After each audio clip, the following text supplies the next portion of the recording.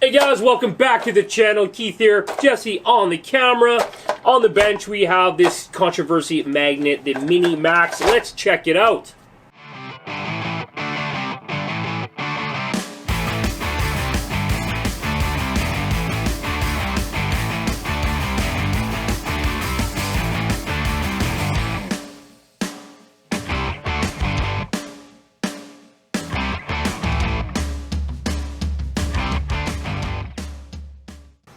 Okay guys, I don't know why I'm yelling, but there's a lot of that happening. Anyhow, we got the Mini Maxx. We went with the green one. We love the green one. Our big Maxx, the first one we got, black and green. Dope unit, loved it. Now this guy, we put it on order, and then people started getting theirs. And then we started seeing the negative comments about them breaking in half and then blowing up and blah blah, them having a soft start, and the suspension getting stuck down and all this other junk. We watched all the videos on it. And we found, along your shock shafts are oily. Nothing really sticks. It does ride a little lower in the back. Now this guy does have the battery in them. They're non-threaded shocks. They do give you some clips. You can put the clips in the shocks to bring them up, but you could get some GTR shocks to bump that up. I'm sure there will be a whole gamut of upgrades coming for this guy right away. But let's take a quick look under the chassis. I guess under the body. We don't want to look under the chassis. It'll be weird. Let's talk with the clip system. I guess you guys probably have seen this by now, but TRAXXAS has gone to their clip system on most of their stuff. Absolutely beautiful. Body clips ruin the body. This is the best way to do it. Love it. These clips on this guy are a little bit stiffer than what comes on your TRX4 High Trail and your Bronco and such, are a little bit softer. This guy, of course, they're thinking about hard impact, so they're tougher. And also the locking rings are a little bit beefier and thicker, so they can hold that body on in a tumble. Now this guy under the hood has a full-size servo. It's a 2056. Sorry, I thought it was a 2075X, but it's just a 2056 basic model servo. There, it's not going to be lightning fast, and it's not going to be lightning slow. Does that make sense? Yes. Yes, let's go with that. So under normal operations, servo works. I need the right radio. That's it. Okay, well, we got the right, okay, out of the box, servo works fine. Lock to lock, it's not going to be like lightning fast like your reefs or something like that. It is moving quite a bit of stuff. It does have a servo saver on there. Now I think this servo saver is a preset adjustment on the spring. You cannot grab the threaded rod and tighten it up. It's put together, so don't worry about trying to go in and tightening it up. You're not going to get any more. You'll probably just end up stripping the screw out of the... It looks like metal spline. No, it looks like metal spline on there. You might be okay on that, but leave that alone. You don't mess with that. Anything, go to a better, stronger servo. Now, with the truck down under load, we some YouTube people saying it's still really slow. It still has enough power to hold the truck down and turn the wheels. That's going to cut it. So now what I found driving it was a little bit quick in the high speed sections, like just, you know, when you're giving her and when you go to counter, a little bit quick in this section. Sure, lock to lock's a little slow. Once you get past that 50% mark, it slows down, but that really wags the tail on a short wheelbase truck that's almost as wide as it is short. Power plant, we got the TRAXXAS BL2S 3300 kV brushed motor. It does, or brushless motor. It is a non-sensor brushless motor. That's kind of a cool plug for it. Yeah, non-sensor brushless motor on it. It does have a fan built in. We had read some comments and seen some YouTube videos. People were talking about yeeting that out the first day they got it, putting in a 3S system because they couldn't handle no delayed start. I don't know what they meant by the delayed start. We didn't find that. We just found a very noisy start and drive line, so no delay. That's wide open. But do you hear that thing? Like, very abrasive. Now, believe it or not, we've already opened everything up and took our Cow RC Utter Butter and laid it in there. Now, I don't know if maybe they've got their gear mesh a little bit tight on the motor. Now it is a preset. You put it in A, B, C, D, E, F, G holes. You put it in, you drop it in for the pinion set we have. I actually, well, the manual doesn't tell you what holes you need to be in, so we actually are probably going to open that up and go back and check and make sure that we're not maybe one hole too tight out of the box. It does sound really, really bad. Like, that is not a very happy sound to hear out of a new truck. It is a 32 pitch ring and or pinion and spur gear on this one, and I believe the diffs are just their standard whatever pitch they use on those bevel gears. I don't know what it is, but it's a standard, same ones they use in the Slash VXL brushless, I believe, the 49 tooth diffs in there. I've seen a couple guys upgrading them. Now, we only intend on running this guy on the 2S package that he comes in with the BL2S motor. It's quick enough for the time we're going to drive, where we're going to drive it. We have the X Maxes and all the other big stuff like that, so the power plant's fine. It's going to stay the way it is. I would like to find a solution for getting some of that noise of the driveline, because it is just absolutely atrocious to drive around like that. Okay guys, so that was just a quick look at the truck. Now let's talk about the nitty gritty, all the complaints about it breaking, it being weak, da-da-da-da-da.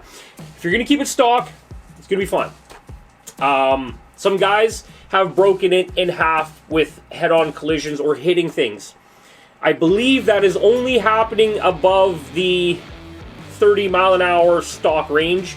I've noticed a lot of those trucks that crash have a big hobby wing or a castle system or a VXL 3S system in it.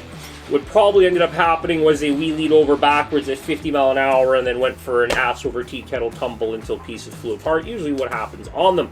So if you're planning on buying this kit for somebody as like an entry level, it is fantastic. Now if you're planning on buying it for somebody that is into upgrading, the first thing they're going to do is pull the motor, go bigger power, 3S LiPo, more speed, rah rah rah, jump it, you know how it goes, you hear them all the time. Then we are going to recommend not going with that and just go with the Savage Flux XS, extra small, I guess it's kind of being dubbed as. Now we've got this model here. He's an old dude. We've had him for a long time. They're both same size.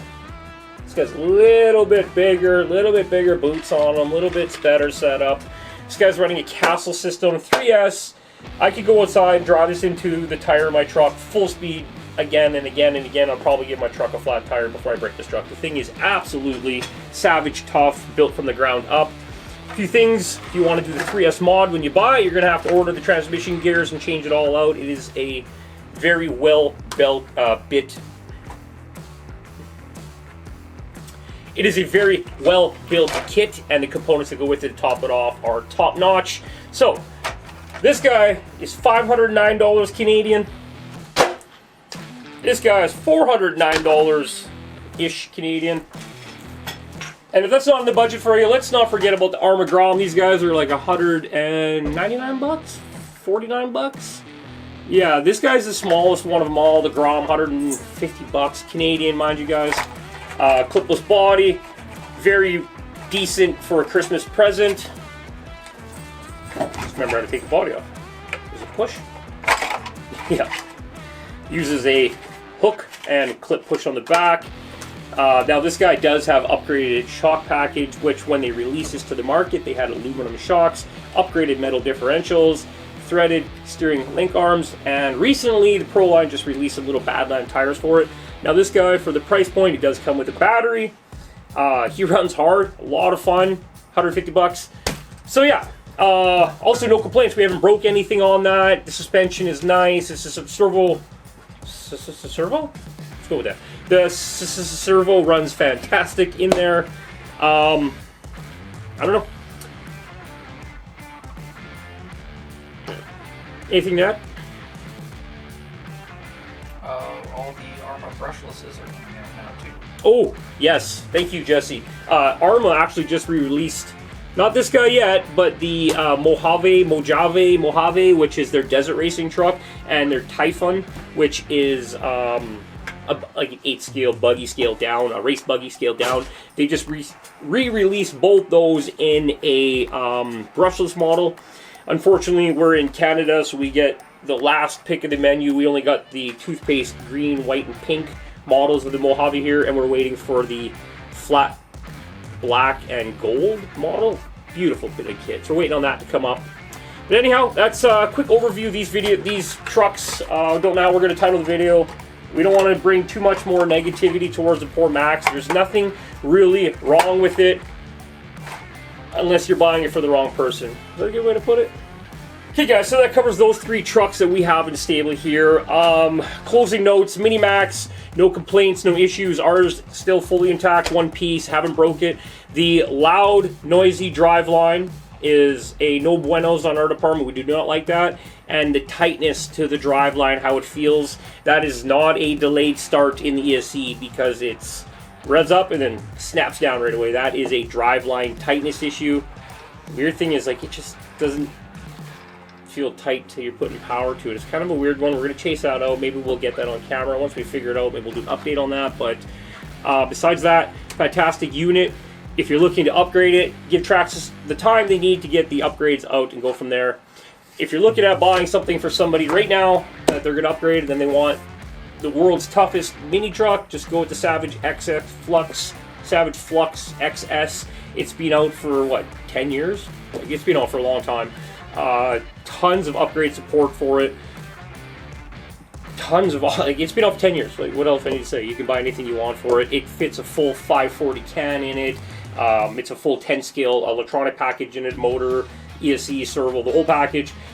Probably the best mini scale truck you can get, so pay attention, go get that one. And if you're not in the market, you don't want to spend big money, grab yourself the Grom, the Granite Grom, or the Typhon, or the Mojave. They're all just under $200 or just over 200 bucks. They kept their price points there. Now, with their brushless models, they come out with, they're 150 bucks more. I think they're 350 or something like that here. That's with battery and charger. With battery and charger. There's another one coming in the new year without battery charger. So yeah.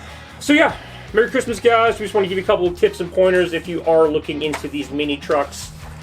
Okay guys, there you go, end of the video. Our Mini Maxx is obviously the newest, latest, greatest, and the topic of this video. So if you're planning on grabbing one and you're going to keep it stock and enjoy it, go ahead. If you're planning on grabbing it, upgrading it, no one else, don't do that right now. Wait till TRAXXAS has a bunch of upgrade parts for it, or wait till next summer and they'll drop a V2. I can promise you that'll happen. If you're looking for something, the ultimate small scale basher, go get one of these and never look back. They've been out for 10 years. The parts availability to them is absolutely amazing. It does run a full 540 10 scale can, ESC and servo in it, so you can fit any electronic package you want into it, make it an absolute beast. Badlands or Proline has, I believe these are the trencher tires or something like that. Yeah, Proline trencher tires on it with nice wheels. Tons of options from them for it. And again, if you're just looking to have some fun and you don't want to spend $500, you can spend 150 bucks and get the Grom. Now this guy, you can see he's been outside ripping a lot. As you know, we live in the country, it's gravel and grass, and this guy drifts and rips and jumps and flies out there. So much fun.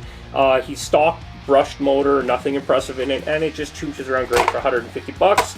If you want to spend a little bit more, they got the brushless. Anyhow, I'm going to quit selling other people's products and go do something else. You have a great night. Bye.